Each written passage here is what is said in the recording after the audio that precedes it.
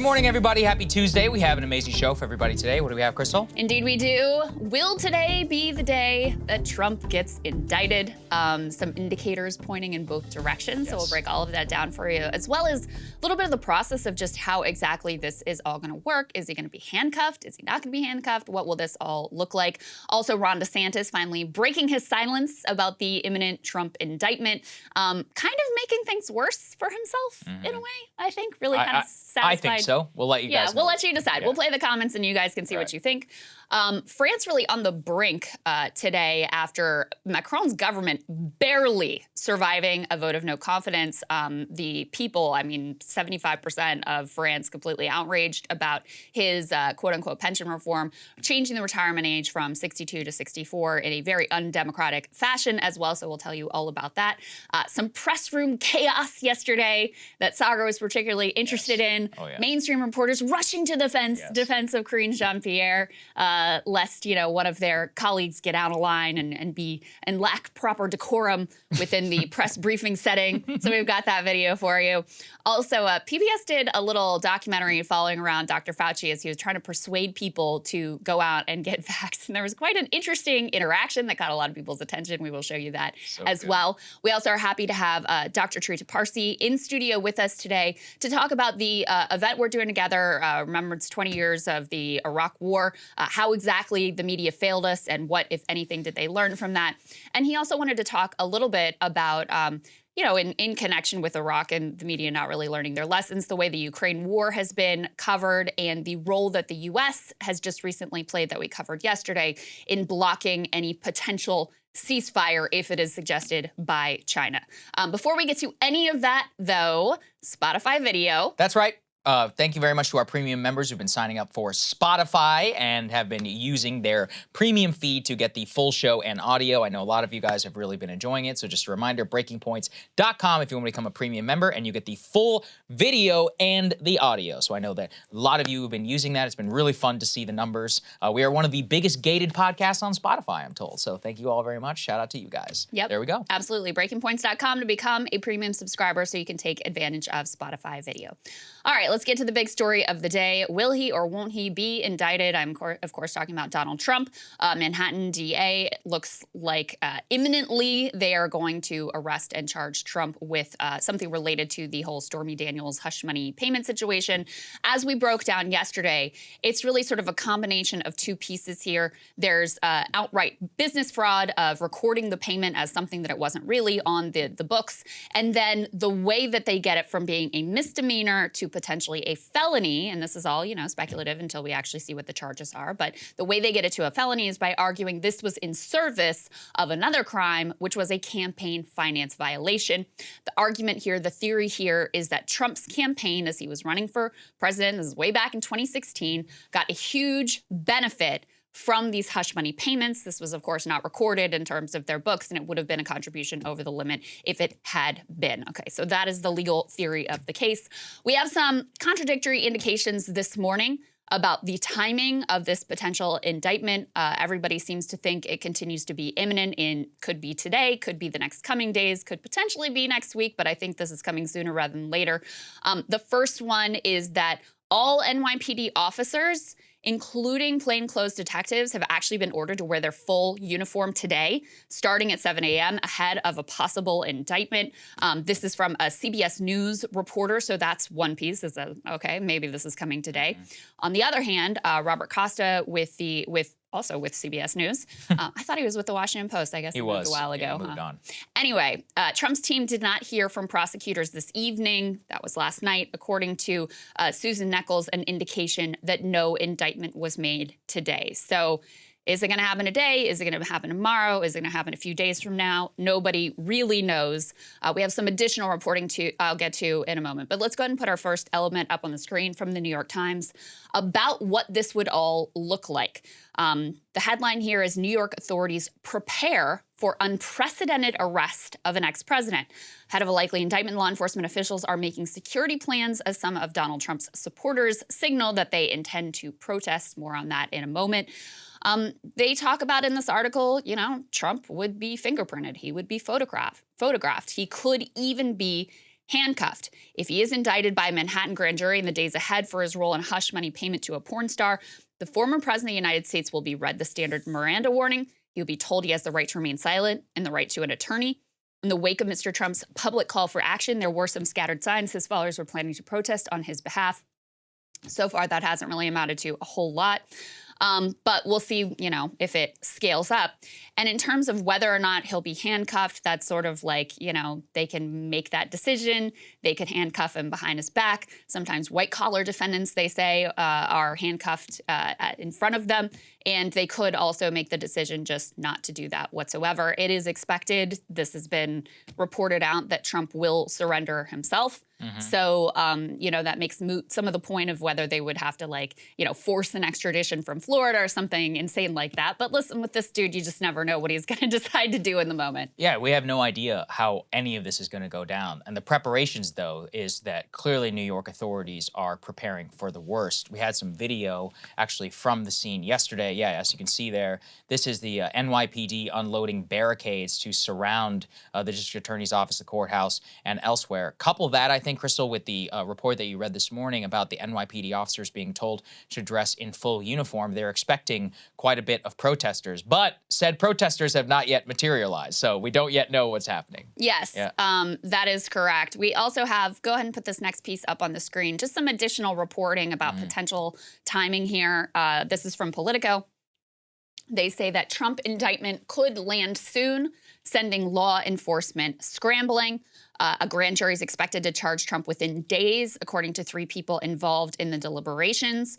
Now, according to Politico, they say an indictment by a grand jury is expected late Monday or Wednesday. Well, Monday passed. There was no indictment, so perhaps it will happen Wednesday. This is according to 3 people involved in the deliberations. There was one final person who apparently was scheduled to testify before the grand jury Monday afternoon. There was an expectation that Michael Cohen then might be brought back to rebut that witness, but that apparently didn't happen.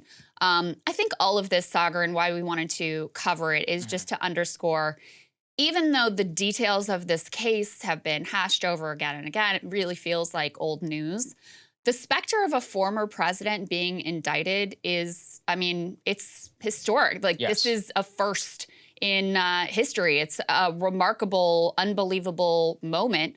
And, to see how this all unfolds and to think about, okay, they're considering whether or not to handcuff him and he's going to be read his Miranda rights and he's going to be fingerprinted, to me really brought home the kind of gravity and seriousness of the situation. I'm glad you said that, because we have to be able to separate out. And I think we both have said, we're like, look, on the merits, it looks like a weaker case. Politically, I think kind of a disaster to be, this is really the one that you want to go with. We're talking about bookkeeping fraud with a very extraordinary interpretation of the law.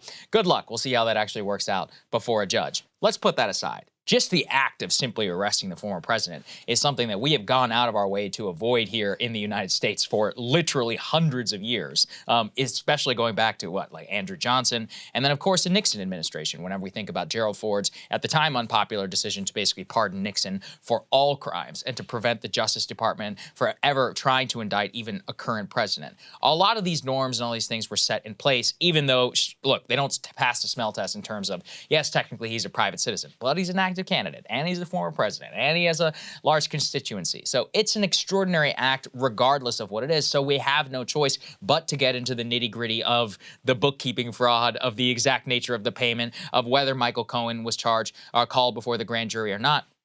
I found that a little bit interesting. I'm curious your interpretation. The fact was that he made himself available to the grand jury for 2 hours. They did not end up calling him, which means, I guess to me, currently, that they will not be pursuing in any way the campaign finance allegation, even with respect to the way that it would relate to the bookkeeping fraud that is there. At least that's a legal interpretation that I also saw that was out there. Because if they had, that would have been materially important to the cover-up, so to speak. But we also know that other members of the Trump organization have been cooperating with federal authorities and myriad other legal cases on top of tax fraud and others. So it's possible that they also, their testimony may be material to this as well. Yeah, I genuinely don't know. My understanding was that the witness who had been called before, who once advised Michael Cohen, who was also a lawyer, this guy Robert Costello is his name, he was brought in to kind of call Michael Cohen's character into question, which I don't Right. think is a particularly difficult thing to No, do, it's not. given that you serve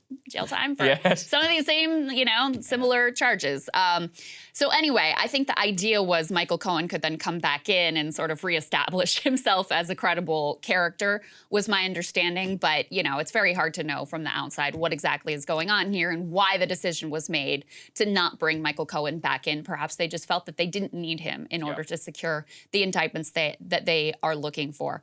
With regards to the protests, you'll recall in the infamous Truth Social Truth post where Trump said, he expected to be indicted on Tuesday, and the very last part of that called on his supporters to come out and protest and, quote, take America back, I think was the language that he used. There was a lot of concern that, you could have a real sort of, violent protest, large-scale protest. Could still happen. So far, it has not. Let's go ahead and put this up on the screen. So this is Ben Collins. He says he's at the pro-Trump protest put on by the New York Young Republicans Club. Not a joke. There are more reporters here than Trump supporters. This was supposed to be the big one. And Saagar and I were both joking about how many of those so-called protesters are actually feds. I think is also a reasonable question to ask. I think you take out the take out the feds, and there's maybe like one guy in the entire crowd. Just saying. President of the New York Republican Club is there. That's right. it. Okay. Well, according to Ben, also he said it's just a bunch of cameras taking picture of a guy who's putting on a rat suit next to a guitar with the words "Hang Fauci" on it, and this was supposed to start a half hour ago. Sounds about right. Look, we have no idea how it's going to go. It's also possible that many Trump supporters, even though they may be outraged, having seen the events of January 6th, are like, well, maybe we won't be going for. At the same time, look, he also hasn't actually been indicted yet, so this not technically something to protest. Now, you should hang on to those words because that's kind of the excuse that a lot of people who are defending Ron DeSantis are using. But I think that there's something materially different about a GOP leader and then somebody actually coming out to protest something based on the reaction. Look, we have no idea, right?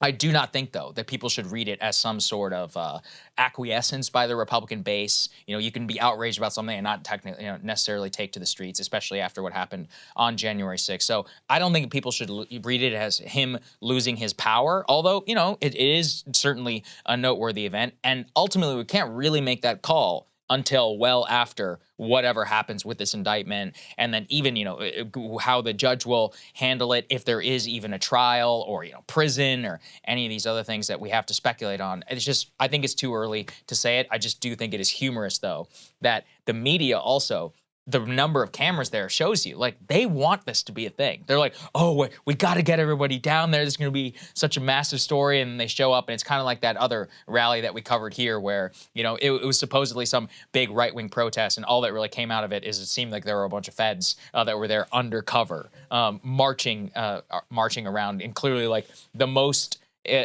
like telltale haircut than anybody had ever seen. Yeah, that's right. I forgot about that. Right. Some of the reporting suggests that actually some Republicans were concerned that the protests could be basically a trap. There's a lot of concern about what exactly, might have unfolded if they did show up. So that may be part of why so far there hasn't been much to emerge. There's also just like the logistical challenge of this all happened really quickly. Whereas with January 6th, there was a long time to sort of like for the Oath Keepers and the Proud Boys to get their plans together and gather their weapons and plan, their hotel rooms and all that stuff. So anyway, I don't want to say nothing's going to happen, but so far, the protests that have been planned have not amounted to much, if anything. Yeah, I think that's where we'll leave it. So we have no idea. We have indications on many sides. The fact that he wasn't notified until last night means it may not come this morning, but it could come tonight. It could be one of those that is a major breaking event. So we'll see what happens. We'll be watching as I closely. said, as Trump always used to like to say when he was president. Yes. So let's move on now and talk about Mr. Ron DeSantis. And there has been an extraordinary civil war kind of breaking out online. But I don't think we should say that it's merely in the online category because it has real world consequences. There have been calls by the Trump campaign, people around President Trump, for Ron DeSantis to come out and to defend President Trump against any possible indictment, to say that he will not extradite the president, or at the very least rhetorically say something about it. DeSantis, while giving a press conference yesterday in Florida, was finally asked about this after silence over the weekend. And he's trying to have it both ways. We're going to play for you the full clip of his answer. On the one hand, he takes a dig at Trump about any payments to a porn star. On the other, on the substance, he tries to attack the DA. Here's what he had to say. So I've seen rumors swirl. I have not seen any facts yet, and so I don't know what's going to happen. But I do know this. The Manhattan District Attorney is a Soros-funded prosecutor. And so he, like other Soros-funded prosecutors, they weaponize their office to impose a political agenda on society at the expense of the rule of law and public safety. He has downgraded over 50% of the felonies to misdemeanors. He says he doesn't want to even have jail time for the vast, vast majority of crimes. And what we've seen in Manhattan is we've seen the crime rate go up, and we've seen citizens become less safe. And so you're talking about this situation with, and look, I don't know what goes into paying hush money to a porn star to secure silence over some type of alleged affair. I can't speak to that. Can't speak to that. Calling it a circus. We're not going to have any part of it. Tries to have it his way and attack the Manhattan DA. This just shows him also, what's another word that you didn't hear literally once throughout the entire thing? The name Trump. It seems like he's allergic to actually saying the man's name. He really wants to be in some situation where he can like maneuver around. And sure, like on the substance, like maybe he's right about the Soros DA and all of that. I've seen that line of attack, but specifically not willing to defend Trump on those merits or call it a political prosecution, not take any stand or in defense of the former president. Let's just say Trump certainly is going to take notice. And that's exactly what he did in the most Trumpian manner possible. Let's go ahead and put this up there on the screen. So he truths out, I'm sorry, I'm still getting used to that. He says, quote, Ron DeSanctimonious will probably find out about false accusations and fake stories sometime in the future, as he gets older, wiser, and better known. When he's unfairly and illegally attacked by a woman, even classmates that are, quote, underage, or possibly a man. I'm sure he will want to fight these misfits just like I do. What he did is he effectively, quote, truthed a photo of Ron DeSantis allegedly partying with underage girls at a drinking party while he was teaching at a Georgia school. So, Krystal, he not only is intimating that DeSantis is a pedophile, but also possibly a gay pedophile. Yes. That was his response to the former governor. So, yes. Or sorry, the current governor of Florida. I mean, look, this is vintage Trump. You can't help but laugh. It also just shows you with Trump, I mean, whenever, so, you know, DeSantis is like, well, let me get to the substance of like the Soros DA and all of this, try and, you know, find this third way for me politically. And Trump is just like, actually, Ron, you're a gay pedophile. And you're like, what do you even say to that? What do you do with that? What does he call it? The silly circus or?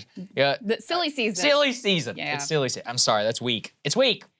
I mean, I can't help but laugh and I mean, it is funny. at the fact that Trump puts out the truth that's like already going hard, basically, so, you know, it's like suggesting he's gay. Yes. And then he deletes it. Now, most normal people, when they put out a social media post and then they pull it back, it's like, maybe I went too far. I shouldn't have. Right, I shouldn't have. That was too far. Right. I should reel it in a little bit. No, with Trump, it's like, I messed up. Yeah. I didn't put in the groomer allegations. Yes. I forgot to call him also a pedophile. He's not just gay, he's also a pedophile. Yeah. And listen, here's the thing with Trump. This is what he forces in terms of a Republican primary, in terms of American society, whatever. There is no third way, right? I mean, people found this out with Stop the Steal. You talked about this a lot, Saagar. This whole idea that, we could do like a highbrow Stop the Steal type of thing, like what Josh Hawley was trying to do, what Vivek Ramaswamy is still trying to do. No. You are either with him or you're not. That's what he creates. So this notion that Ron DeSantis is trying to like, well, let me carefully craft this talking point that like takes a little jab at Trump over here, but then has all the Soros DA language over. No, not going to work. You are going to have to figure out, how are you going to play this? Are you going to just, not go after him and hope that these indictments and whatever else that happens in silly season takes him down? Or are you going to actually directly go at him and yourself, because no one's going to do this work for you, muster a case against the former president that is going to be compelling to a Republican base? And he still seems to not really know how he's going to figure this out. And listen, this is when it's the easiest. It's not getting any easier from here. you got time to workshop your talking points. I mean, you had 48 hours, man. How long did they spend with his, press team figuring out wordsmith? Okay, here's how we're going to play and here's what we're going to say. This was all very, very rehearsed. What are you going to do when you're on a debate stage with this dude and he's calling you a groomer and whatever else he throws at you? Yeah, okay. I mean, and you see the groomer attack, how you could prepare for that. You know he's going to throw something at you that you have that nobody is going to see coming, because that's just what he is. He is an agent of chaos, and I see zero sign that DeSantis is really ready to deal with I do think that there is a way to handle it, and unfortunately, it's not one that would be politically viable. I mean, I've always thought that one of the worst things that Ted Cruz ever did is whenever he was like, hey, Donald, get my wife's name, in almost like a Will Smith type thing, like, get my wife's name out of your mouth. Don't you dare talk about my wife, and then just actually make a stand. Maybe you look at the camera and just be like, hey, Donald, screw you. Something like that actually would have been a strong response. Instead, he gave some like mealy mouth thing, and at the end, he's like, Donald, leave Heidi alone. And by that time, everyone was like, oh my God. And then with the endorsement that ended up happening, the famous photo of him phone banking for Trump. I mean, you can never, ever have a real stand against this person again. And I do think also with DeSantis,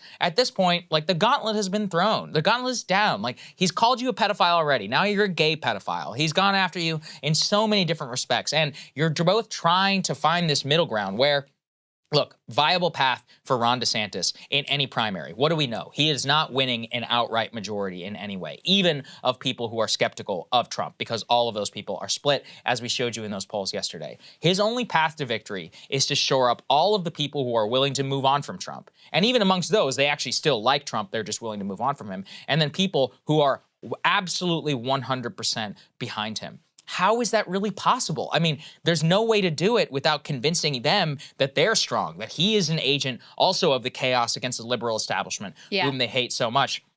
I think that they correctly read this as weakness, and I think that's why his poll numbers have gone down significantly in the last 2 months. I also want to note that, the groomer allegations obviously grab our attention and get all the headlines. But Trump is also starting to muster a policy case against DeSantis as well. This was flagged for me by a friend from Florida politics. Trump says Florida has the worst insurance scam in the U.S.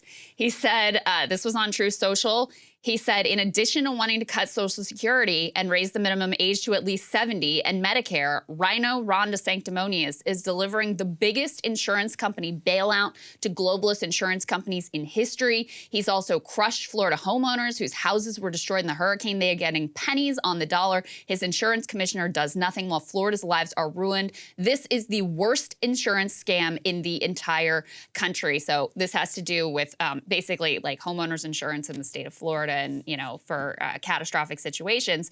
So he's going after him on economic policy substance as well. So to your point, Saagar, about the gauntlet being thrown, I mean, it's being thrown on the personal level, it's being thrown on the policy level, and you don't have time to wait around anymore to join this fight. Right, you're either in it or you're not. And that's the other one. Then at this point, then just bow out. And then, you know what? You can stop all of the speculation, and then you can also say whatever you want. You're like, look, I'm the governor, I'm gonna handle this responsibly, there's nothing for me to comment on. Should a time come that I need to take action, rest assured that I will make a well-considered action. That's something that somebody who has no political ambition would say. But this was one where it's both ways. And look, it's not just me and you, Krystal, that took notice of this. There are a lot of folks out there who are taking a look and are not very happy with Ron DeSantis. First and foremost was Steve Bannon and Mike Lindell, both Trump loyalists, who blasted him for his response. Here's what he had to say. Governor DeSantis, you're better than this. That was a weasel approach. And don't give me don't throw in the thing about the porn star. I don't need to hear it from you, okay? Don't need to hear it, okay? Mike Lindell, the Election Crime Bureau report, sir. Well, first of all, DeSantis is the Trojan horse we thought he was. I just want to put that out there, how disgusting he is. How disgusting he is. The Trojan horse that we thought he was. Weasel, not the only ones. Let's put the next one up there. Candace Owens. Here's what she had to say. Anyone surprised by this? Been saying this forever. DeSantis is a good governor, but he is establishment. Will be a major disappointment to those who think otherwise. People disenchanted with Trump, sometimes rightfully, saw things in DeSantis that were never there. She follows up. He handled COVID correctly and bravely, but DeSantis is not America first. So he is really getting it from a lot of the MAGA sphere. And where has Candace been on DeSantis? She hasn't really. This is the biggest shot that I've currently seen. She's kind somebody of kept her options open. You would say, very much so. And I should also note from the Daily Wire, it's not also just Candace. Shapiro actually replied to one of my tweets, kind of defending Ron DeSantis' approach, because I just said, look, it's terrible political judgment for him to stay silent either way. And then, miraculously, the moment he does break his silence, it's trying to again have the two-way approach. Yeah. That's also even Matt Walsh, who I've noted is big DeSantis fan, very much a Trump critic in terms of policy, and he's like, I'm sorry, this was not the right approach at all. Another person who is actually been pro-DeSantis and has not been advocating for Trump is Mike Cernovich, who, look, you can hand it to the guy, but he's been intellectually consistent on this. Here's what he said, put it up there on the screen. Quote, DeSantis blew it today. Only people saying otherwise personally hate Trump or were never Trump in 2016. Where were you in 2015? I was explaining why Trump would win when he had a ceiling of 3%. And goobers, I am not a Trump guy. That's the lowest IQ thing that you could say. Again, Cernovich is somebody who was an original Trump supporter all the way from 2015 onward, very much enjoyed the chaos, criticized him heavily over policy throughout the years, has been saying that the Republicans should abandon Trump in favor of a person like Ron DeSantis, but he, again, is speaking, I think as you and I are, we don't really have a dog in this fight, so I'm just trying to look at it politically and just being like, look, if you want to convince people, many of whom I know who are major MAGA, to their core, and sure, they are not the majority of the Republican Party or the American people, but enough of a stronghold to give you a very easy path to the primary, then you would have had to make a defense of Trump. And one of the reasons why I'm noting this is look at every other major Republican figure in the country.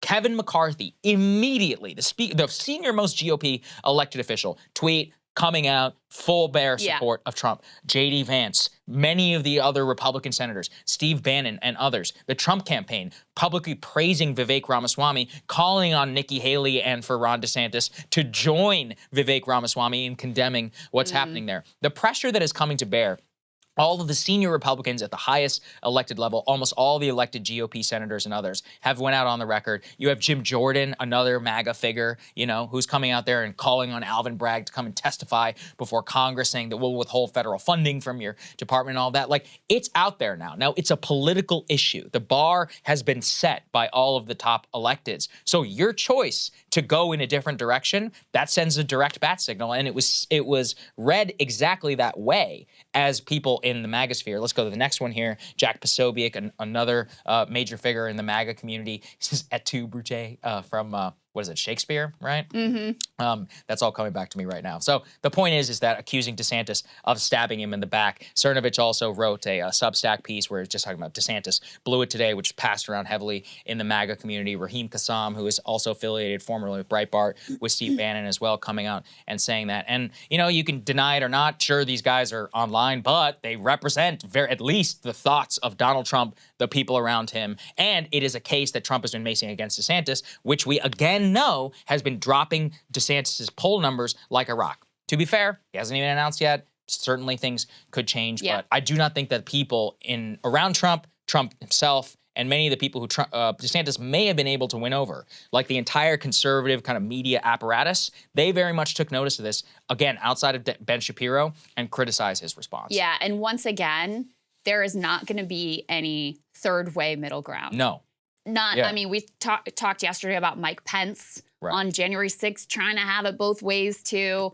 You see, Nikki Haley, this is also relevant to the conversation. She just put out an op-ed in the Wall Street Journal that is criticizing DeSantis over his stance on Ukraine. Now, of course, DeSantis and Trump's Ukraine stances at this point, I mean, it's not really clear that they're the same, but effectively. Similar-ish. Similar-ish. Yeah. But the criticism really isn't at Trump. It's at DeSantis. So, nobody is really stepping up to take this guy head on. And you have to think about the way this is all going to play out. This is probably the first indictment of several. So this is going to continue to be one of the most animating issues within the Republican base electorate and, frankly, within American politics. So if you're wishy-washy, you don't know where you stand on this, Republican voters are going to have an issue with that. This is what Trump is so good at. He is so good at seizing on issues that he believes are to his benefit, making them the central dividing line in Republican politics, you know, on policy stance. He's obviously doing this with Social Security and Medicare as well. And then forcing people to make a hard and fast choice. If you are not 100% with him, then you know, you're seen as being 100% against him. And I think we're seeing that in real time with how DeSantis chose to respond to this moment. President's son also joining the fore. Let's go ahead and put this up there on the screen. So DeSantis thinks Dems weaponizing the law to indict President Trump is, quote, a manufactured crisis and isn't a real issue.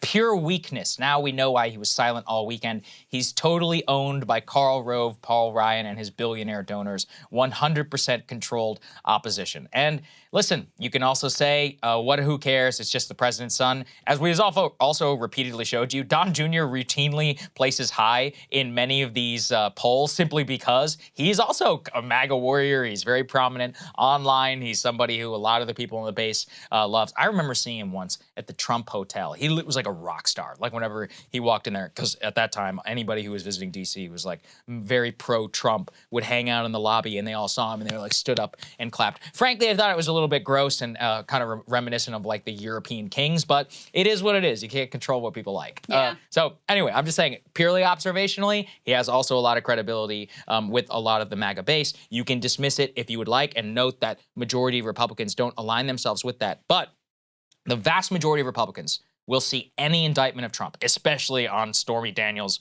related bookkeeping fraud, as one of a complete political prosecution. It will be a complete cross the Rubicon moment. Politically, also, Krystal and you have discussed, I mean, the fact that they are going first with this, and I'm not saying they, because I'm not saying it's coordinated, although maybe it is, but you're going first with Stormy Daniels and not with the Fulton County grand jury, not with the January 6th, not with any of the other myriad investigations where much of the American people definitely are with you, if not the Republican base. On this one, I even think many independent voters would be like, listen, I think this is bullshit. Like, you know, it'll be interesting to see the polling on it. My guess is you still will have a majority of the American people in favor of it, just because they're not paying so much attention to the details, but we've had consistent polling that says that they believe Trump deserves to be indicted.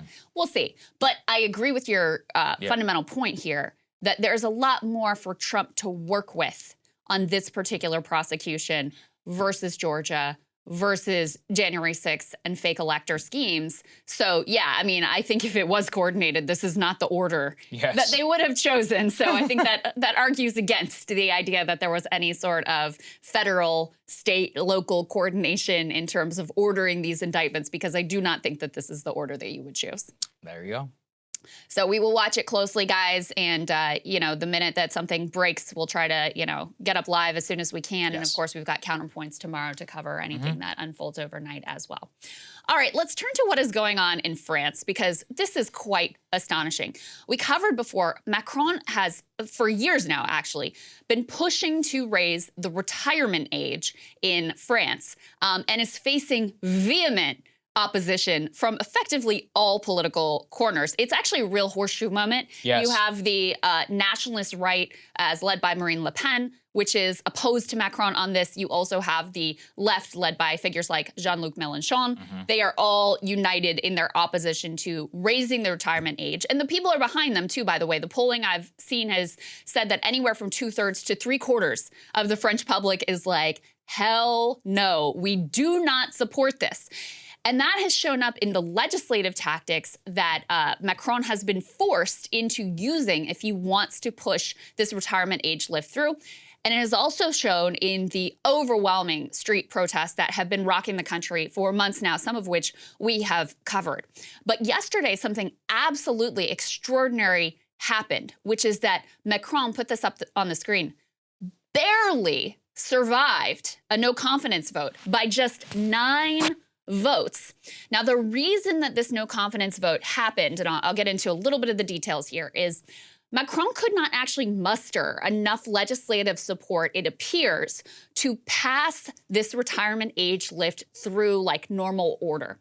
So he had to invoke this unusual legislative procedure that I won't get into the details of, but that effectively circumvented having to go through and actually obtain a majority of the vote that can be used for certain particular votes within France. It's very unusual to do, and frankly, it's very anti-democratic. It seems like all of these neoliberals, when push comes to shove, they really show their authoritarian colors. But after he pushes this through using this unusual mechanism, they had the opportunity to then have a no confidence vote. And if that no confidence vote had succeeded, not only would his government had to effectively disband, but it also would have rolled back the retirement age lift. So this came a lot closer than what people thought. And the reason is that they lost a good number of the center-right Republicans who were in theory in support of lifting the age even further to even higher to 65. But they saw the freak out of the public, and a good 19 of them that they expected to vote in favor of Macron actually defected and voted along with the no confidence vote. And that's why he barely survived.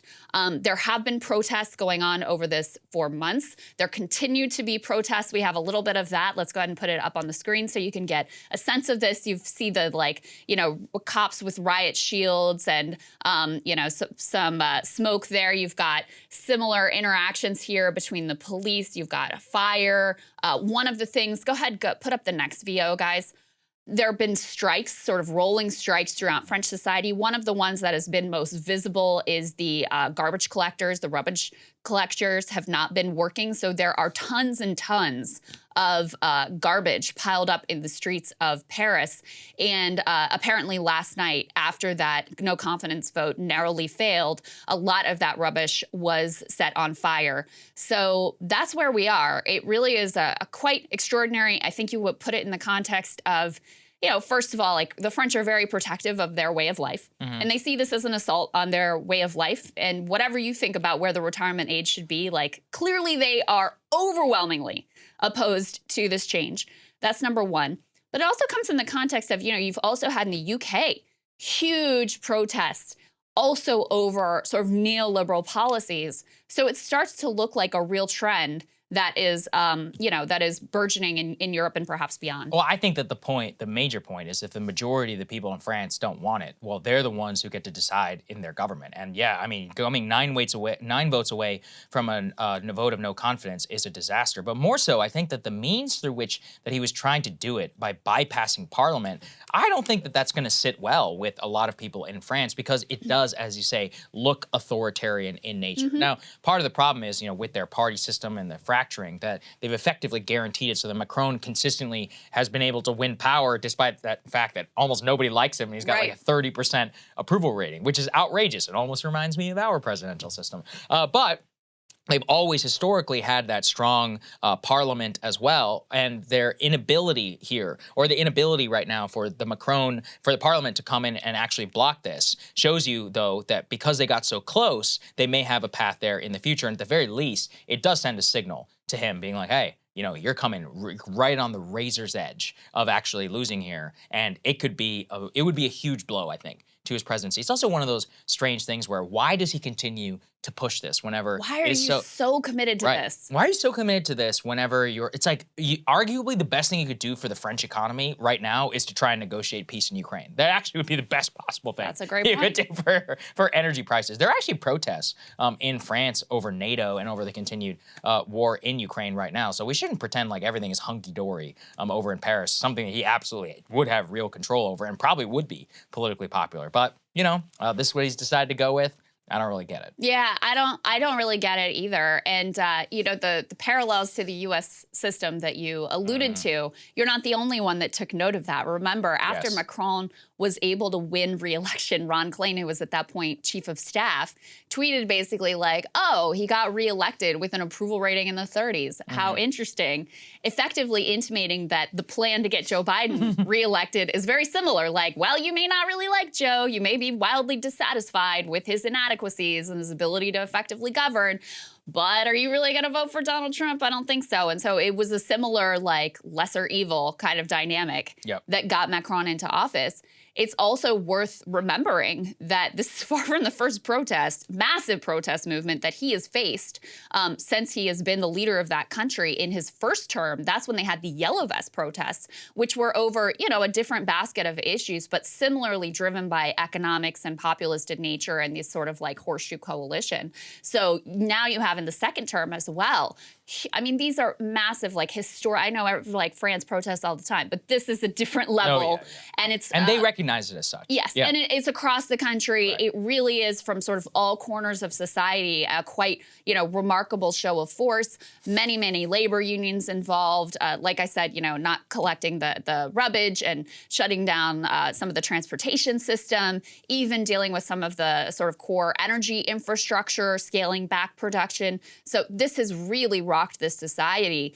And even if he is, you know, able to, he already has forced this thing through effectively. Now he's facing, I just saw this morning, calls from even some lawmakers within his own party that are like, you know, this is really not worth it. Yep. Like, we support it in principle, and it's all about fiscal responsibility, et cetera. Of course, you could always, you know, you could always fill that hole another way.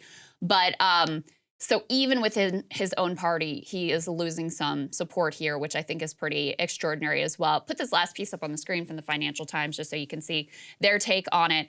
They say Emmanuel Macron to force pension reform without vote as protests sweep France. And they say government risks a no-confidence vote and further backlash on the streets. Obviously, they narrowly survived that no-confidence vote. But this article just goes into some of the details of the legislative maneuvering that was required here in order to force this through. And it also notes that nearly 3/4 of the public are opposed to raising the retirement age, according to polls, and that millions have turned up to protest, not just in Paris and other large cities, but also in small towns. So it really is, you know, across the entire country that society is revolting against these neoliberal changes he's trying to force through. Yeah, we'll keep a close eye on it. It's not like anybody's trying to cut retirement benefits here in the U.S. Has a lot of echoes, doesn't it? Listen, you know, we are cousins after all, I guess, from across the Atlantic. That's right. All right, let's go ahead and move on to the next one. This is a subject near and dear to my heart. So the cast of Ted Lasso was in the White House yesterday. I don't really know what they were doing there, but Talking I about guess mental it's cool. health. I don't even know what Ted Lasso is. That's how honest. It's a show on Apple. I hear that boomers like it. It's just a joke, boomers. But I do hear that you guys like it a lot. But also for real. But for Y'all real like though, that. the biggest Ted Lasso fans I've ever met are all boomers. So I'm just gonna say that out there. All right, so the Ted Lasso cast was there, not dressed appropriately in my opinion, but I guess that's a subject for another day.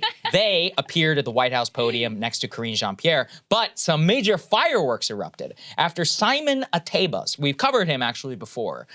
He's a reporter for an African news outlet who has not been consistently called on by the Biden administration. He often wants to ask questions to the administration specifically about policy with regards to Africa. Now, I sympathize with Simon quite a bit because his plight of not being able to get called on is one that has been completely ignored by the White House Correspondents Association. Now, yesterday, Simon decided to force the moment and to continue to shout at the White House press secretary until she would acknowledge him. Two extraordinary things happened. One, Karine Jean-Pierre basically said that it was an act of disrespect. She said this can never happen again. But two, and this is the most galling part. Yeah.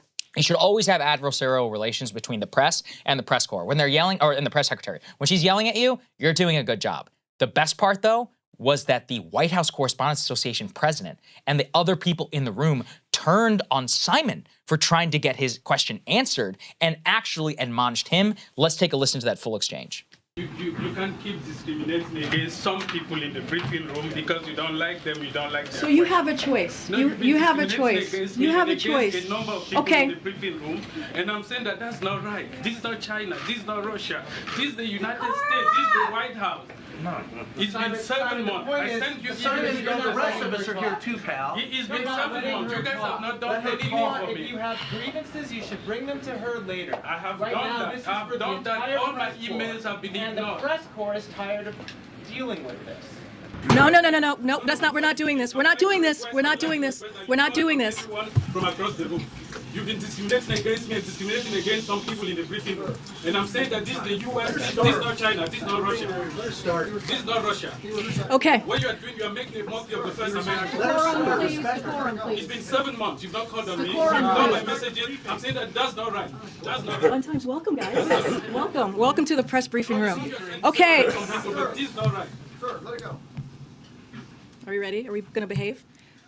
Are we ready? Are we going to behave? I mean, listen, I was there in the Trump years, Krystal. I remember when a guy named Jim Acosta, who is now the host of a very low-rated Saturday morning program, but who's watching that, happened to get his career and make millions of dollars on a book by literally grabbing a microphone out of a White House intern's hand, refusing to give it up, and consistently shouting at the president. And guess what? Although I made fun of him at the time for the way that he acted, I would still be outraged if other people in the press corps were to shout him down, because the whole point is adversarial relations with the press, and look, you can take it in whichever direction that you want, at the end of the day are exactly how it should exist. And instead, the White House Correspondents Association president, Zeke Miller, actually apologized to the press secretary after that and said, our apologies on behalf of the press corps.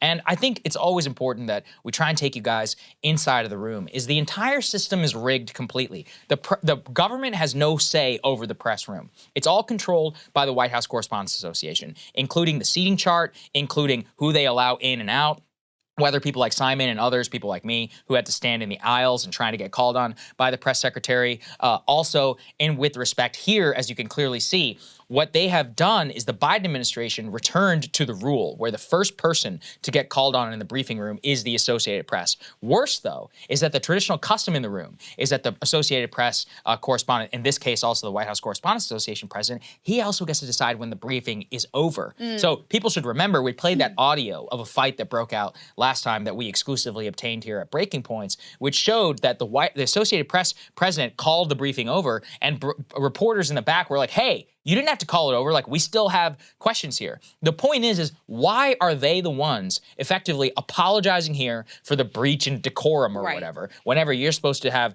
adversarial relations? And two, why are you policing people for acting the way that you all acted during the Trump administration? They used to scream like banshees when Sarah Sanders came out. And it's outrageous that now that they are getting called on, it's decorum. That's decorum fest. We have to police each other. When they weren't getting called on, oh, it was an attack on the First Amendment. The press was in trouble. We all have to stand together. I can't tell you how many times they would come to all of us, afterwards and be like, we got to stand together, guys. Like, we got to make a big stand for press freedom and all this. Well, what about this? It's the same thing. Yeah. I mean, to be honest with you, that's the part that is really galling to me. Like, I can't really blame Karine Jean-Pierre for— That's her job. Right. That's her job. Her job is to be spokesperson for the president and to call on the people she wants to call on and answer the questions she wants. I can't really blame her because she is basically just doing the role that she's supposed to do. What is unforgivable is all of those supposed journalists in the room teaming up against their fellow colleague who is trying to get heard and trying to get a question answered. And he says he hasn't been called, like, months and months and months. And, I don't doubt that he raises and asks questions about issues that most of the rest of the press corps isn't really paying attention to. Yes. So it's not without consequence, especially when you consider the fact that this administration is very closed off. Biden gives very few interviews. They mostly only make themselves available to friendly outlets. So this is one of the only times when you have a little bit of give and take where you might be able to get a response on an issue that, they're not going to get asked about otherwise. So there are real stakes here. And it just demonstrates that, the ones who sit in the front row and get most of the questions, they are more interested in preserving decorums in service of their access and their friendly relations with the White House than they are with actually fulfilling the adversarial role that the press is supposed to fill. Right, and that was the major one. And of course, this has been met with complete silence. They have no answer for their hypocrisy. I literally was once shouted down by April Ryan, who basically threw one of the biggest fits I've ever seen whenever she didn't get called on by President Trump. I've seen Jim Acosta, Peter Alexander, and all of these other people beclown themselves to a historic degree. I was standing right next to them while they were doing it. And guess what? They were making millions of dollars. They were becoming heroes amongst their fellow press members for standing up to Sarah Sanders and Sean Spicer, to President Trump. And now, whenever somebody acts the exact same way that they did, but it's somebody who's outside the club, oh, this is a breach of decorum. Also, here's the other favorite part. You can raise them with her later. Yeah, she gonna take a meeting with her? It's not so easy to meet with the press secretary. Right. Okay? It actually is very hard if you don't want to. I used to have to get up at like 6 in the morning and go stand by Sarah Sanders' door just to literally get 2 seconds with her. Just be like, hi, just so you know. That's how it works. If the big time reporters, though, of course, they get meetings with them all the time. It's a complete inside, again, you know, George Carlin quote, big club, you ain't in it. And Simon is finding out the hard way. He had the temerity to shout at the press secretary, which is literally supposed to, what these people are supposed to do. But they don't have to shout anymore because they've got that inside relationship. This is, it's totally rigged, the way that this happened, and he just exposed it again, once again, after his last big stand. So there you go. And if you really want to be disgusted, just look at the online reaction to this. Was all in favor of, you're right. How dare he? How dare he speak up and how dare he shout at the queen? Break decorum, etc. So anyway, okay. So this there's a clip that has been getting passed around quite a lot online that is quite extraordinary. So we want to play it here. Put actually the second element, guys, up on the screen first. PBS is doing a little documentary of Dr. Fauci. I guess they followed him around for a while as part of their American Masters series. And as part of this documentary, where, again, they were following Fauci for a while with a camera crew, et cetera, and seeing what was happening. This was like in the height of the vaccine push. As part of this, they went to a historic Black neighborhood in Washington, D.C. It's Fauci and current mayor Muriel Bowser. And they are trying to get people who are not yet vaccinated to go and get the jab. So I watched the whole clip that they've posted. Most of the interactions were very friendly. There were a lot of people who were like, oh, I already got it done. People were excited to see him or whatever. But one of the interactions did not go exactly as Dr. Fauci expected. Let's take a look. People in America are not settled with the information that's been given to us right now. So I'm not going to be lining up taking a shot or a vaccination for something that wasn't clear in the first place. And then you all create a shot in miraculous time. It takes years to create vaccination. Well, it used to take years. Okay, you know how many years were invested in this approach? About 20 years of science to get us to be able to do it. 20 years is not enough. And 9 months is definitely not enough for nobody to be taking no vaccination that you all came up with. What are we going to do about those other states? Oh, my God. They're going to keep the outbreak smoldering in the country. It's so crazy. I mean, they're not doing it because they say they don't want to do it. They're Republicans. They don't like to be told what to do. Right.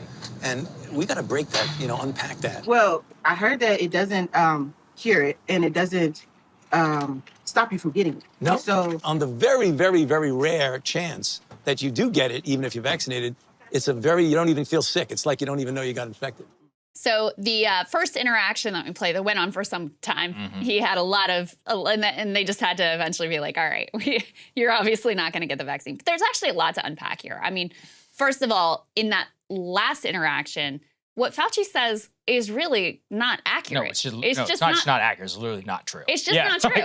Right? I mean, we all found out that, okay, the vaccine was very effective in preventing severe illness, and that is absolutely especially correct. Amongst those who are immunocompromised and especially elderly. Yes. Right. But it really didn't do a whole lot in terms of just keeping you from getting COVID, as we discovered, and the rest of the country discovered. And he's telling that to a mom with her kids. That's actually what really galled me, Krystal. So that was that. The first guy also, Zed Jelani was talking about this. He was like, listen, whatever you think about the vaccine, that's not how you convince somebody. Whenever you're like, well, actually, it was 20 years of science. Now, look, maybe the man was unconvincible, but he was so arrogant in his presentation about the data, about the way that he was talking to that mother. Also, in that comment that he was making to Muriel Bowser about, these Republicans and their choice and all this, basically ridiculing them. So this was at the time, I believe this was in May of 2021. At that time, whenever President Biden was like, it's a pandemic or whatever of the unvaccinated, and that didn't end up being true either. And the point is that he was ridiculing and admonishing people rather than actually trying to meet that man with his legitimate concerns and just say, listen, man, like, tell me, what would you need to hear from me right now? Like, what can I try and give you right now? I mean, okay, so there's a lot of research about the best ways to actually persuade people. And the least effective thing you can do is sort of what Fauci did there, which is throw a bunch of statistics at them, beat them over the head with like, well, actually, it was blah, blah, blah, blah, blah.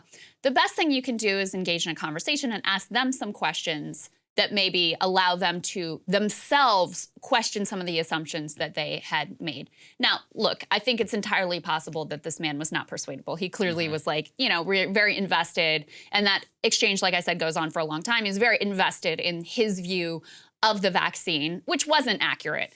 But to me, what it reminded me of was the fact that, especially early in the vaccination campaigns, there was a media narrative that the only people who were vaccine hesitant were basically like crank right-wing Republicans. Like white Republicans. And that was not true. It wasn't true at all. And so I'm glad that Fauci actually went out and talked to some people that didn't fit the narrative that was being sold. Yeah. But, it makes a lot of sense that the people who have been screwed over the most in modern history, in past history, in further back history by American society and by specifically the medical establishment in a lot of instances, they're going to be skeptical.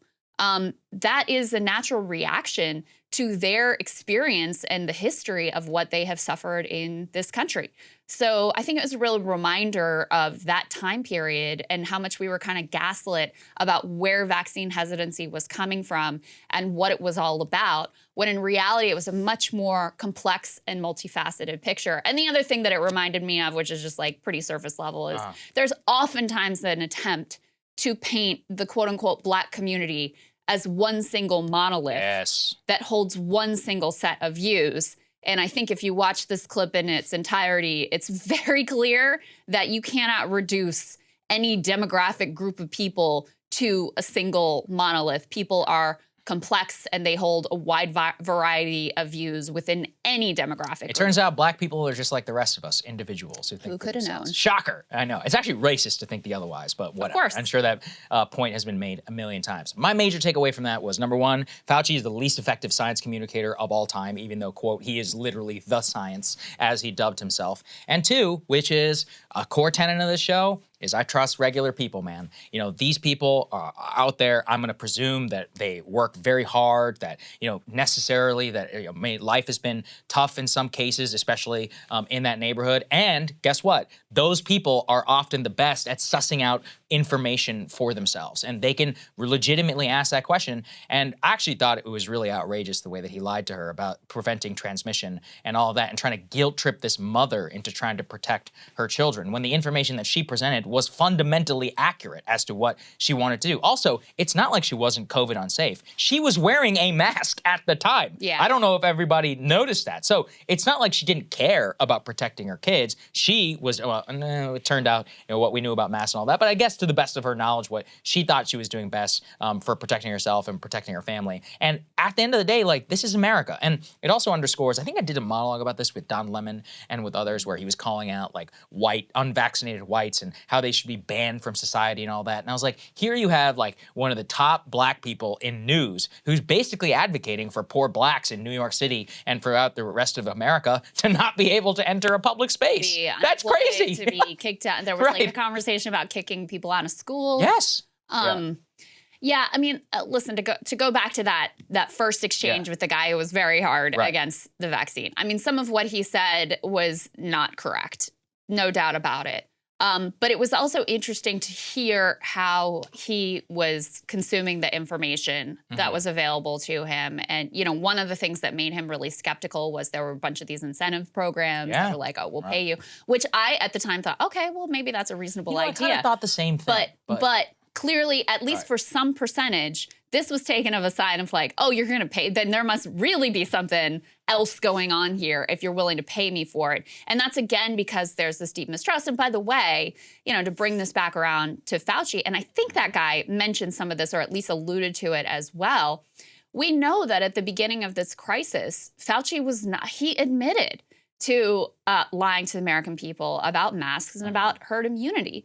So if that's your starting point of out of the gates on one of the most important questions of should you mask or should you not mask, you're going to lie to us about what you actually think and what the science and research to that point actually says, well then, that's going to degrade our trust then down the road when you're asking us to take these other steps. To me, it also just exposes that I've met a lot of people who are unvaccinated. I've met a lot of people who refuse to get the vaccine. And the number one thing that they cite to me every single time is the pharmaceutical profit incentive. Can you blame them? I absolutely cannot. And that is something which, in retrospect, and I mean, we certainly said it at the time, but also Any injection of money into this process corrupted it in the minds of the skeptical from day one. You cannot but look at the outrageous profits of Pfizer and of Moderna, of their changing their tune from the original vax to then the boosters to now continual boosters, and not say, hey, you're making a ton of money off this thing. You are also literally exempt by the US government over liability. And so it's like you exempt the liability, but you get to keep the profit. So it's like, well, so again, it's the literal meme of socialize the risk and privatize the profit. I think that was the original sin from the beginning. I personally think there would have been much higher vaccine uptick, A, if they were way more honest about the data, and B, if they had taken money out from the process in the first place, because that's one of the first things he cites too about the process, the opaqueness. That's something I learned. I have learned so much from John Abramson, who we had here on the show, about the actual process through which these drugs get greenlit, through with the flu shot. So much of this stuff that, you know, my own skepticism is skyrocketed about the entire medical system through this. And I don't think I'm alone. And a lot of it does come back to money. I think you're right to pinpoint the profit motive, because even if we zoom out from this particular incident, et cetera, it's no accident that the U.S. has a larger percentage of vaccine hesitant people than other developed nations that have universal health care, where you don't have the profit motive at the core of every single interaction anyone ever has with our medical system. Whether it is obtaining health insurance, whether it's trying to get the, you know, drugs that they've been prescribed or anything else. Yeah, guess what? When your experience with the medical system is these people are just trying to price gouge me at every single point of interaction, that's going to fuel some skepticism and some hesitancy. So, you know, I think in this particular instance, going with a for-profit approach to vaccine development, I do think that that was a mistake. But it is not just a mistake, but a tragedy and a real crime against, you know, the people of America, that we are the only healthcare system in the world that operates in the way that we do, where it is about profit and not ultimately about health outcomes. So this is what you end up with, and it is sad. Yeah, Fauci, the people who all supported this strategy of the privatized vaccine and all of that, you people are the ones who are responsible for this. It's not on those individuals for asking questions. Krystal, what are you taking a look at? As you will recall, FTX, led by Sam Bankman-Fried, collapsed spectacularly a while back. And in the wreckage, it became quite clear this was no ordinary business failure, but a classic Ponzi scheme in a modern crypto wrapping, with billions in missing funds, a mountain of lies, and a founder who used a carefully cultivated public image to hide an alleged white-collar crime spree. SBF is now wearing an ankle bracelet at his parents' mansion, awaiting trial. Well, there's an interesting new subdrama playing out, which could have huge ramifications for the entire YouTube creator space, but especially for the world of financial influencers. Investors who claim they lost money in FTX because of YouTube creator hype have filed a class action lawsuit against a number of popular finance YouTubers.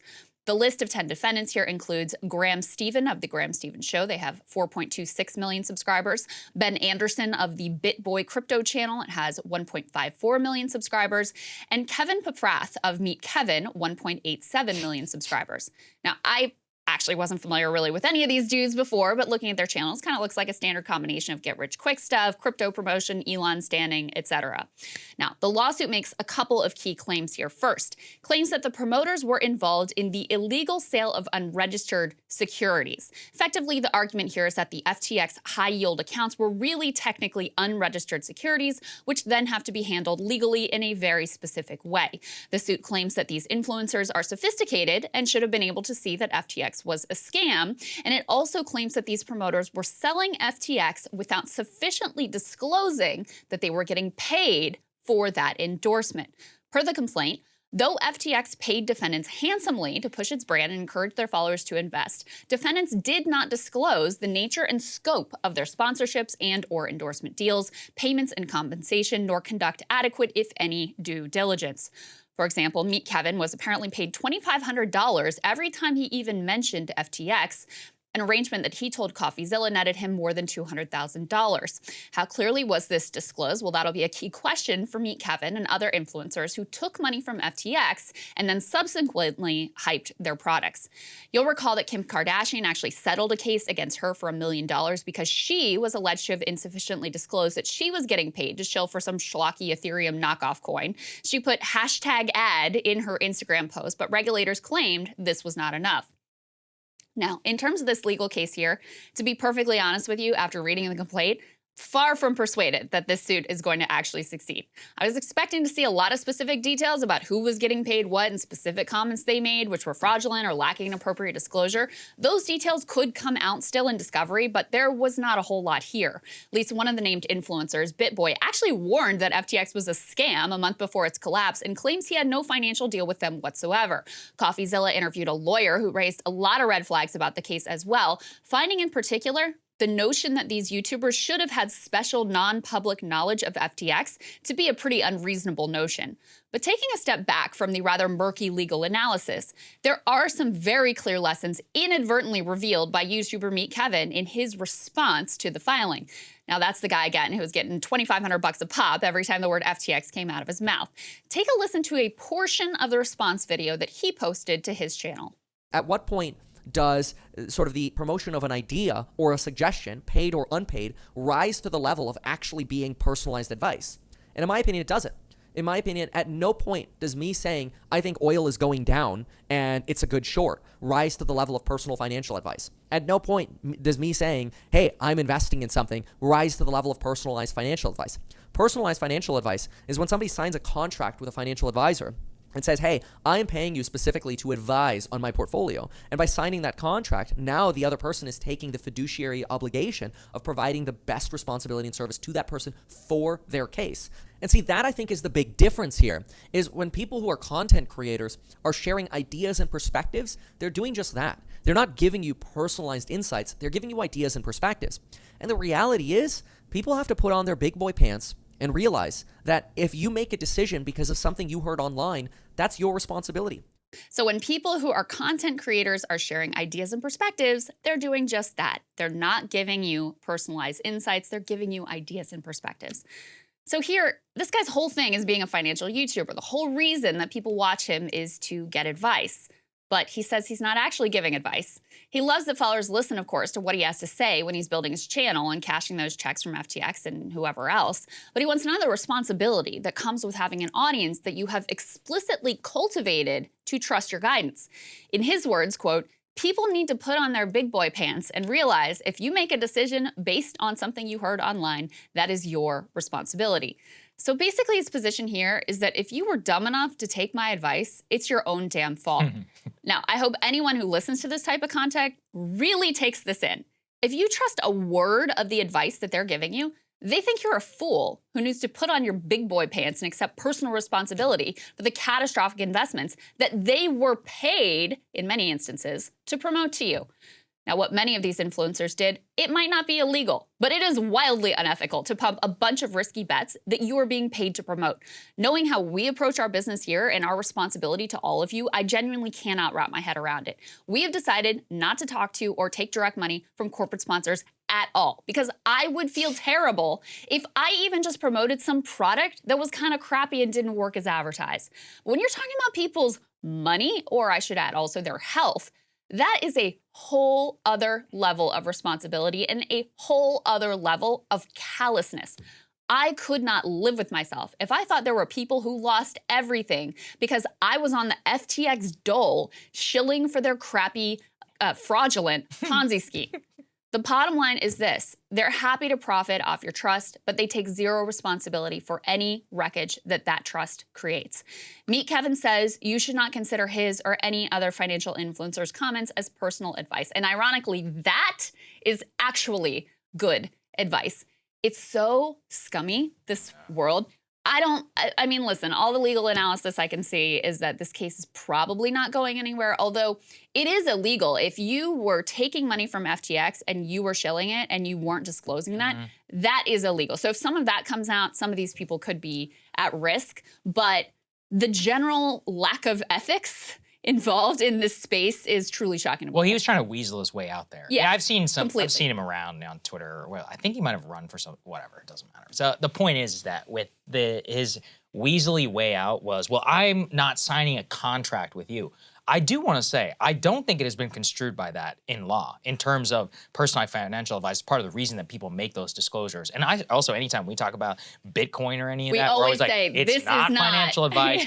Do not take my financial advice. That's right. Do whatever you want. Specifically also for this reason. I don't believe that he does make those disclosures. And he was getting paid, what, he said 200 grand every time he mentioned? $2,500 when the word FTX came out of his mouth. And let me also note, he didn't have any money in FTX. Wow. So he was pushing this to his audience and was not himself, did not himself have skin in the game. So. Well, a lot of those influencers they were taking money in cash to promote some of these crypto assets. They weren't getting paid in crypto, mind you. And I think that is, the ultimate tell on everything. Yeah, and listen, it's one thing, Kim Kardashian, if you are listening to Kim Kardashian or anyone like her for financial advice, like, please do not do that. But this is like another, and I think that's incredibly gross too, by the way, because she's cultivated a fandom to, listen to her and to be a major influencer, et cetera. And then she's taking advantage of that to get, what for her is nothing. Like, why do you feel that? I will never understand why people feel the need to like sell all of their integrity for cash when they're already wildly wealthy. But put her aside. This is another level of gross because these are individuals who are holding themselves out as experts and who are holding themselves out as like, listen, you're a normal person. You don't really have time to dig into this stuff, but I've done the legwork and here's what I suggest and here's what I advise. But then the minute the shit hits the fan, then put on your big boy pants. You screwed up, not me. Yeah, exactly. That's well said. All right, Saagar, what are you looking at? Yesterday, March 20th, was an important day. It's one that will likely pass with little fanfare and acknowledgement by the mainstream media. But as we covered, and those who know, it's the 20th anniversary of the day that we invaded Iraq. March 20th, the day that American ground forces crossed into Iraq for the race to Baghdad.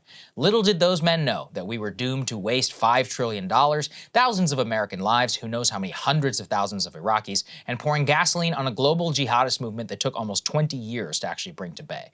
It is difficult to describe how bad the Iraq War was, what it did to this country. It actually ruined us to our core. At home and abroad. It set us back in ways that we still have yet to recover from. And to me, it's where the root of almost all our modern problems stem from. Yet, those who led us into the war in Iraq, those who supported it and beat the war drum for it, are still amongst us. George W. Bush is a celebrated painter now. Pro-democracy because he stood up to Trump. The Cheney family is a paragon of virtue, apparently. Press secretaries of George Bush who lied to the American people, who doomed young men to their deaths in a faraway land, are now MSNBC stars and never Trump heroes. Lawmakers and thinkers who justified the war in Iraq, they voted for it, they defended it, propagated it, remain amongst us to this day. Iraq is important not just because of how bad it was, but because those who pushed and justified this war today have been reborn as icons of the liberal establishment.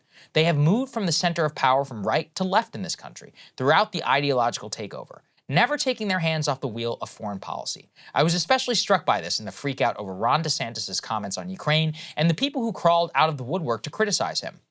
Exactly 4 GOP lawmakers went on the record in this story. The first was Liz Cheney. Do I even need to tell you that not only did the Cheneys support the war at the time, but that she continues to support the invasion and the acts of her father? The next one was Lindsey Graham, another noted GOP clown who supported the war in Iraq at the time, never stopped supporting it and recently advocated for World War III with Russia because our drone was forced down. The next was Marco Rubio, who of course famously defended Bush for invading Iraq in his 2016 campaign, and subsequently was trounced by Trump in the primary. Finally, the last was John Cornyn. Cornyn, conveniently for us, represented Texas in the U.S. Senate at the time. He voted for the war in Iraq. I'd actually said, in 2020, it was not a war of our choosing. Let's keep going.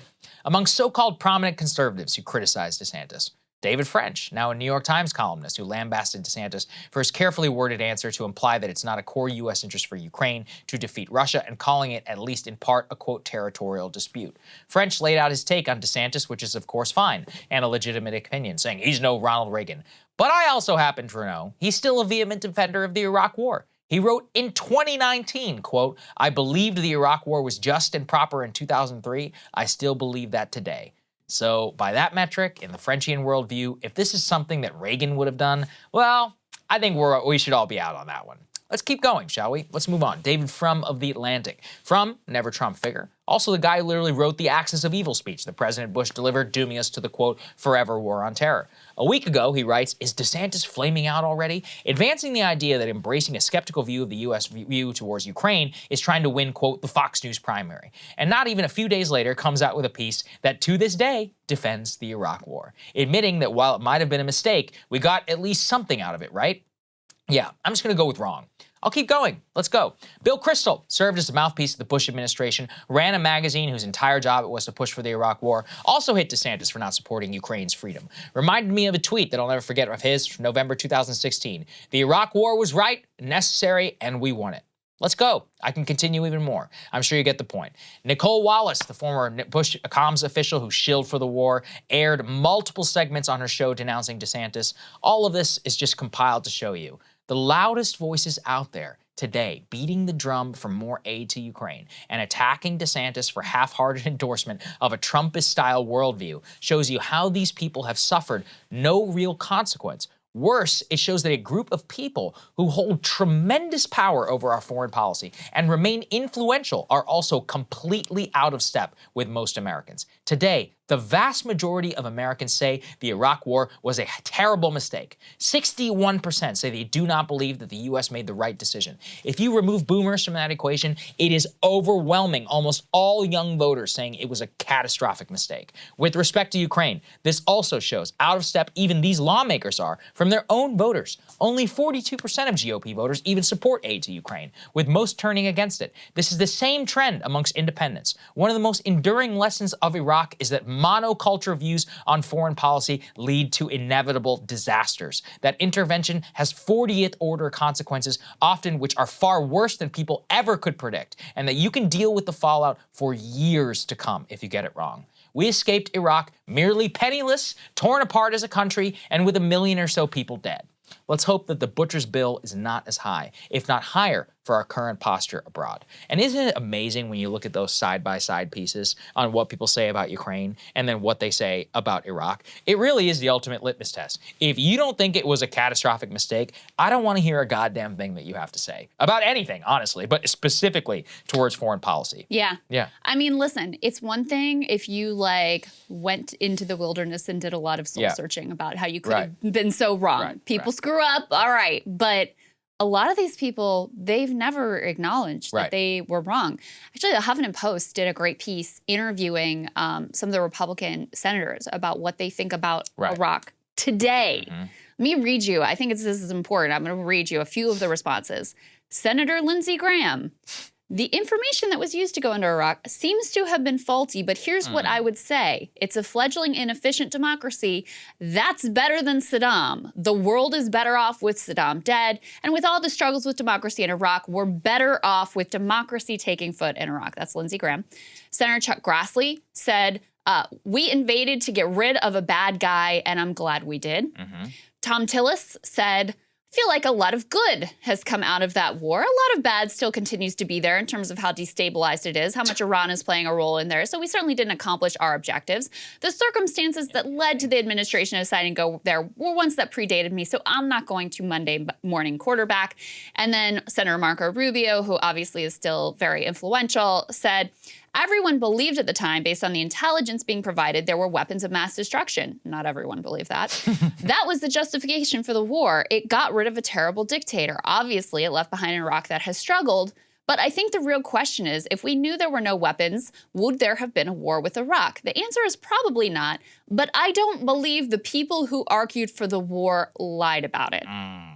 Okay, and there were many more besides that had similar notes of either outright continued support or this whole masquerade of, well, if we'd known at the time, like, I don't think they were really lying about it. It was the best we could do.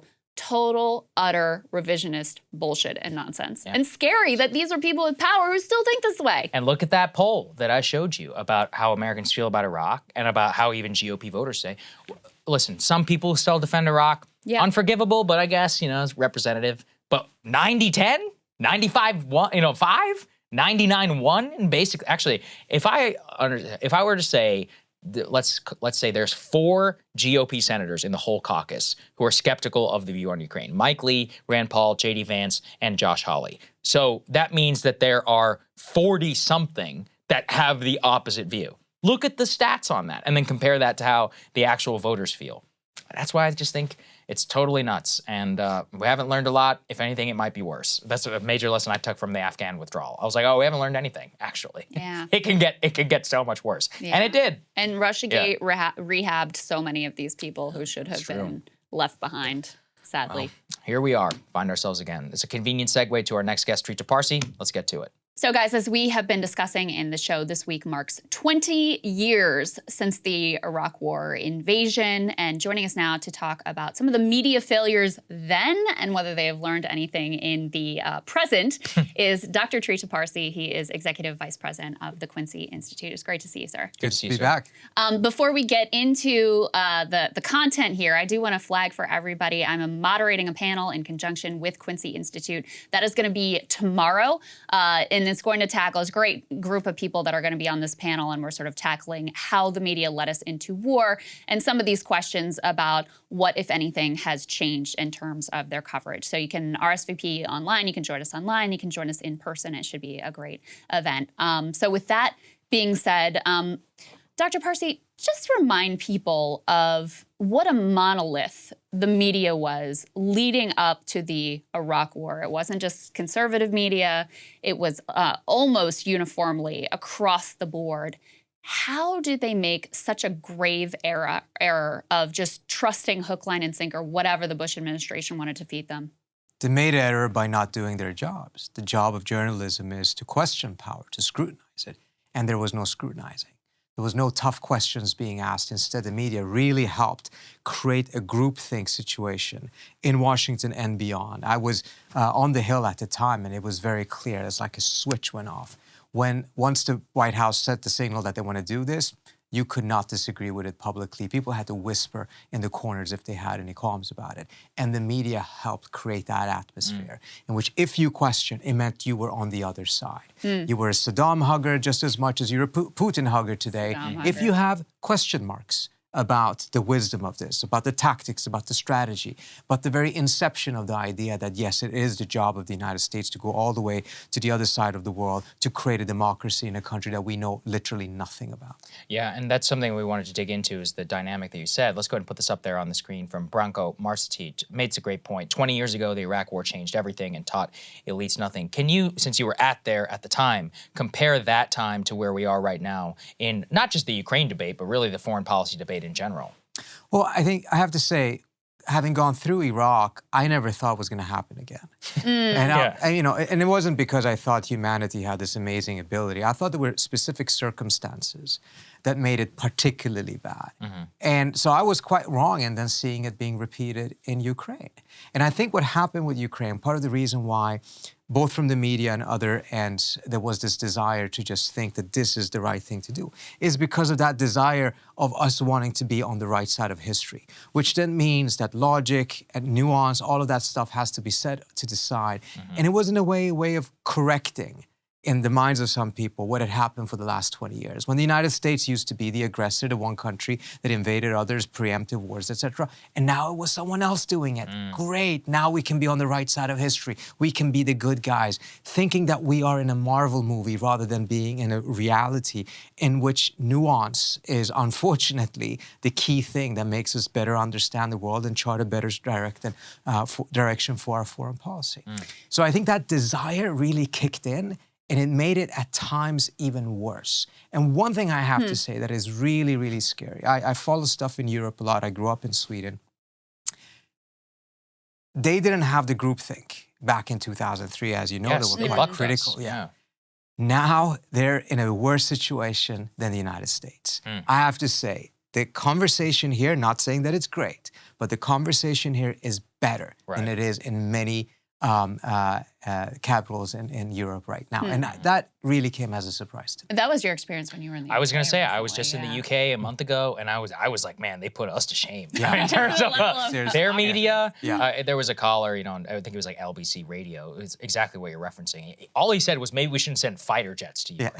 And this guy, the host, just lost it on him, like anti-democracy, all of that. And I was like, man, if that's how it is here, like, you know.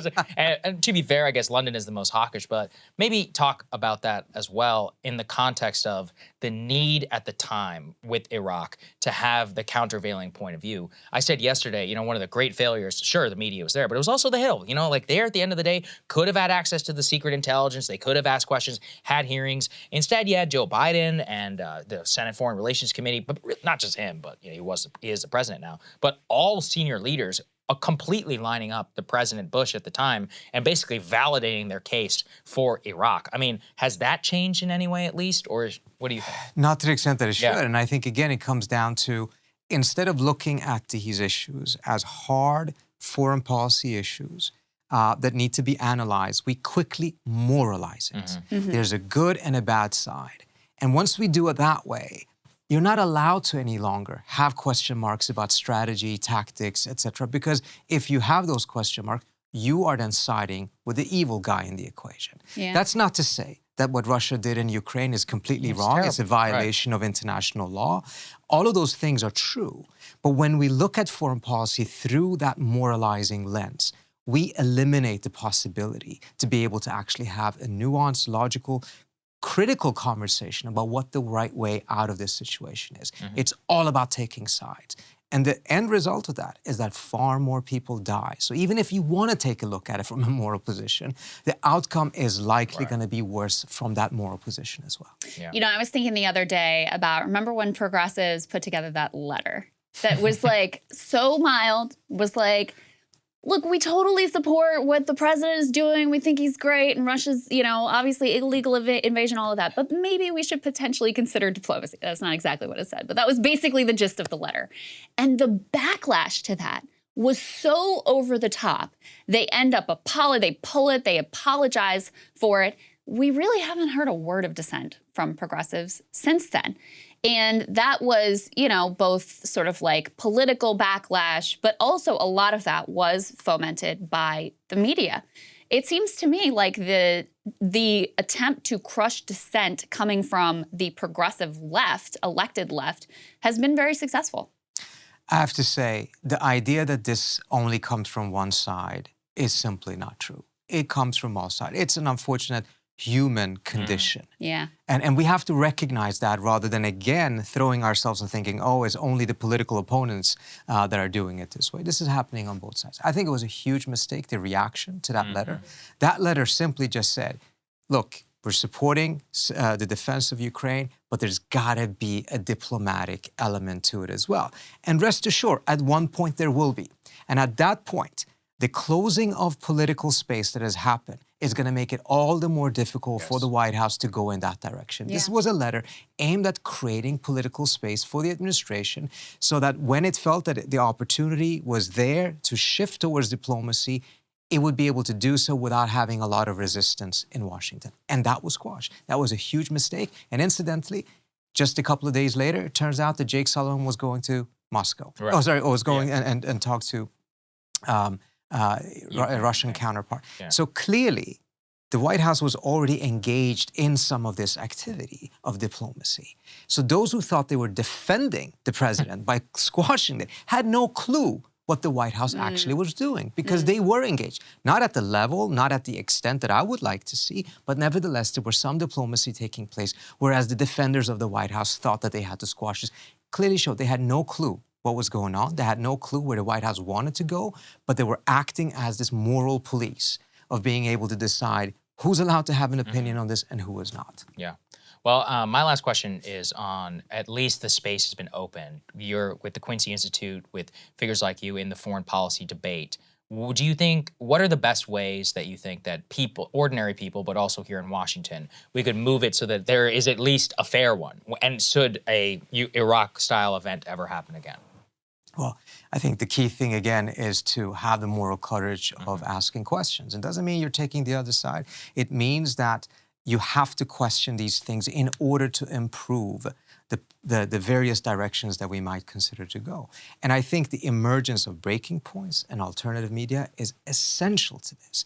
The problem I see, though, is if you have half the population only watching mainstream media and the other half only watching alternative media and never talking to each other. Yeah. All that's going to lead to is further polarization, further looking at it from a moral lens of, there's us and then there's the others.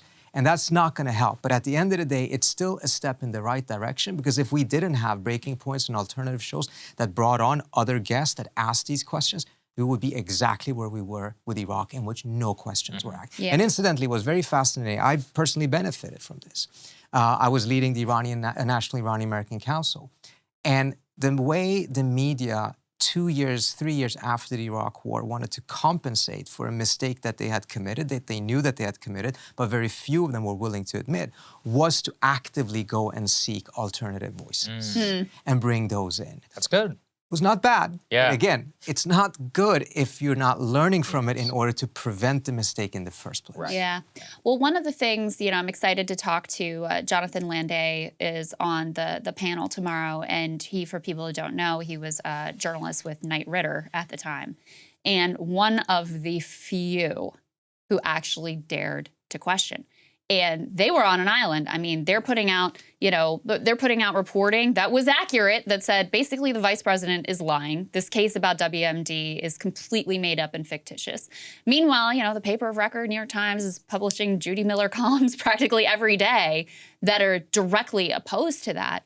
And part of what he has said in the past, and I want to hear more from him tomorrow, is that the reason he and some of his colleagues there were able to get the story right is because, number one, they actually didn't have access to these top-level officials who would lie to him. And when they did talk to them, they were skeptical, right? They were talking more to like the mid-tier career bureaucrats.